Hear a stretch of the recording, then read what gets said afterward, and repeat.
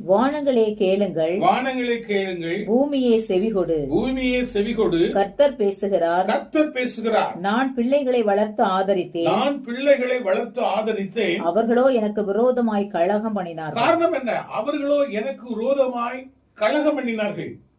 மாடு தன் எஜமானையும், மாடு தன் எஜமானையும், கழுதை தன் ஆண்டவனின் முன்னணையையும் அறியும். கழுதை தன் ஆண்டவனின் முன்னணையையும் அறியும். இஸ்ரவேலோ, இஸ்ரவேலோ அறிவில்லாமலும், அறிவில்லாமலும், என் ஜனம், என் ஜனம் உணர்வில்லாமலும், உணர்வில்லாமலும் இருக்கிறது என்கிறார் அப்படின்னு போட்டிருக்குது. உணர்வுனா என்னது பிரியமானவர்களே? உணர்வு என்னது?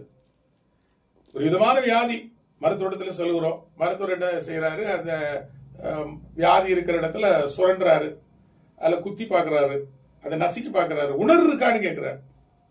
அவன் வியாதி உள்ளவன் சொல்றான், எனக்கு உணரே இல்லை. நமக்கு தெரியாதா இது குஷ்ட வகையான ஒரு தோல் சம்பந்தமான ஒரு வியாதி, இது குஷ்டம் போல் இருக்கிறது என்று சொல்லுகிறது புரிகிறது நமக்கு தெரியாதா? அப்படியே பிரியமான ஒரு வகை வியாதி இப்படிப்பட்டதா இருக்கிறது. அப்போ அங்க என்ன உணர்வு இல்லை, உணர்வு இல்லை. அந்த உஷ்டம் அப்படின்னு சொல்லக்கூடிய வியாதி உள்ளவர்களுக்கு பாருங்க, அந்த விரலெல்லாம் அப்படியே கரைஞ்சு போகும். 2 கையுள்ள விரலெல்லாம் கரைஞ்சு போகும். அப்படின்னா இருக்கும்.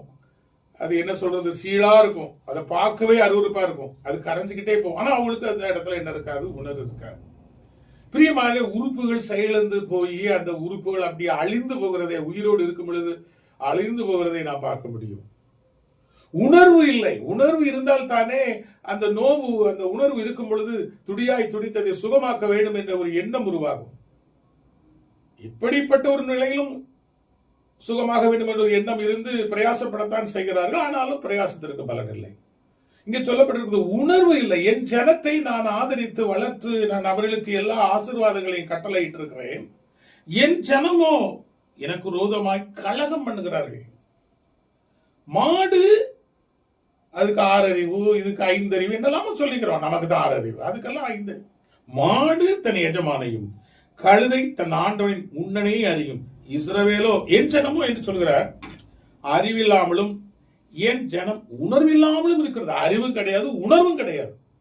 நம்முடைய தெய்வம் அல்லவா, நம்முடைய ஆண்டவர் அல்லவா, நம்முடைய தெய்வம் நமக்கு என்ன சொல்லி இருக்கிறார், அப்படி நாம் வாழ்கிறோமா, அதற்கு விரோதமா இருக்கிறோமா, அதற்கு நாம் எதிராக இருக்கிறோமா, அவர் சொன்னபடி வாழாமல் நாம் கலகம் உண்டாக்குகிறோமா, தேவனுக்கு உண்டாக கலகக்காரர்களா இருக்கிறோம் என்று சிந்திக்கிற அறிவும் இல்லை, உணர்வும் இல்லை.